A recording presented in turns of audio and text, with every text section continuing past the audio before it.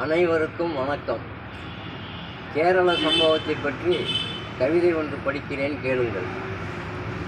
கேரளத்தை உலுக்கியது வயநாடு, சோகத்தில் மூழ்கியது பாரத நாடு. நிலநடுக்கம் கொடுத்தது பல கேடு, மக்கள் மனதிலே துன்பத்தின் கோடு. கடல் சீருது கொந்தளித்து, காவிரி ஓடுது பெருக்கெடுத்து, வீடுகள் புதைந்தது அடுத்தடுத்து, இறந்தோரை பார்க்கிறார் கணக்கெடுத்து. சோழர்களின் தலைநகரம் தஞ்சை, வயநாடு கலங்கடித்தது நெஞ்சை.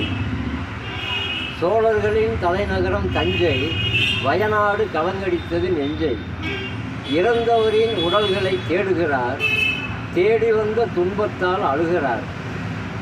உடைமைகள் அனைத்துமே விரயம், இது பல பேர் உதவுகின்ற சமயம். உடல் வேறு